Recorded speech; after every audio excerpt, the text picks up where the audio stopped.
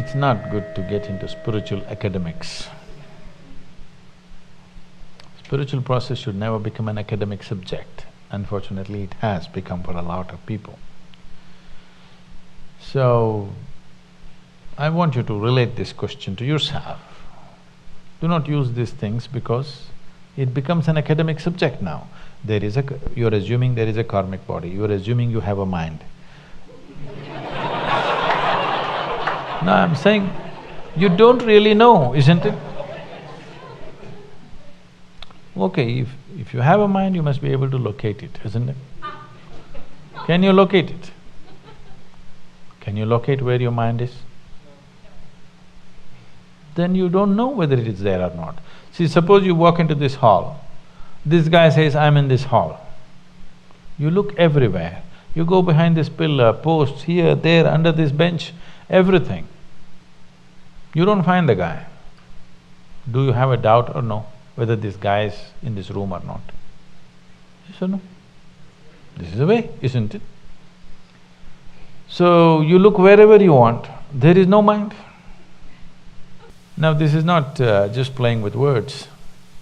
You need to understand, if you want to explore this must come from your context, from the context of your experience of life. Only then it will come out well for you. Right now you're asking an academic question, anywhere you go the same thing, what is the nature of the Atman, what is the relationship between Atman and Paramatman? You've not seen Atman, you've not seen Paramatman. Why are you interested in the relationship?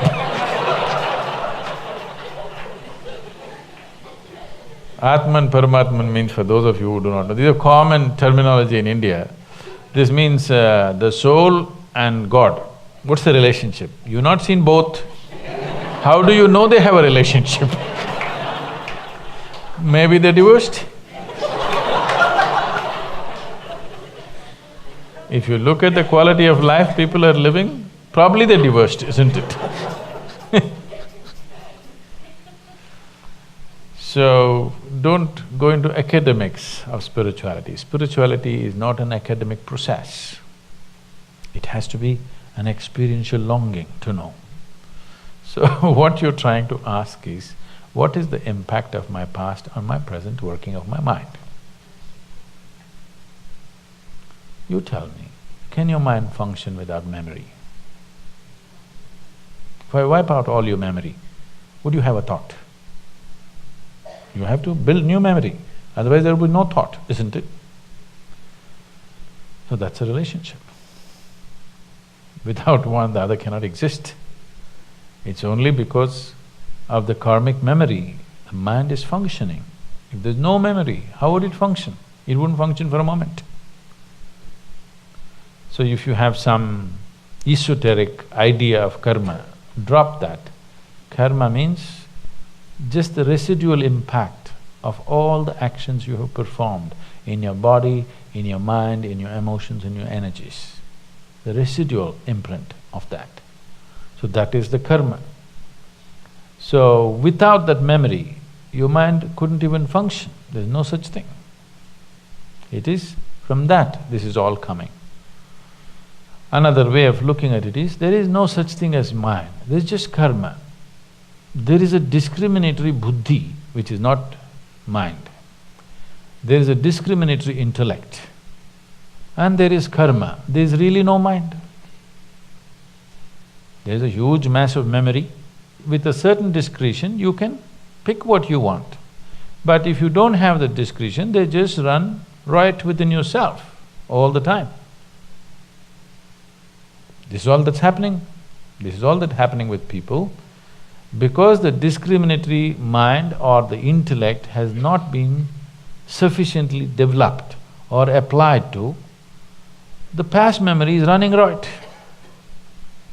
All the time it's going on. What happened 10 years ago is still bothering people because it's just going on.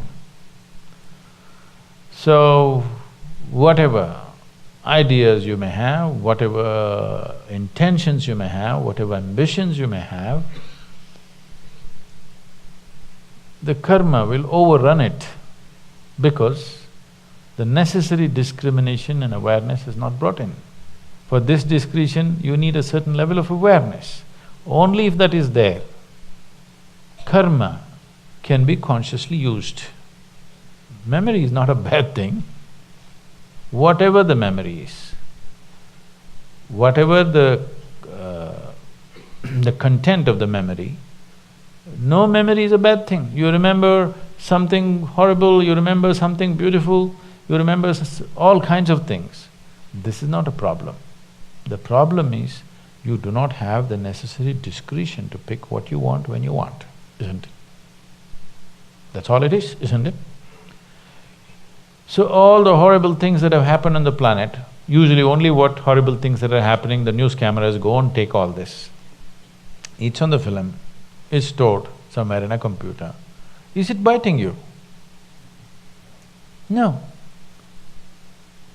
If it is played here also, it need not bite you. Only if you react, it bites you, isn't it? The same thing here, it's all just stored and kept. If you react, it'll bite you.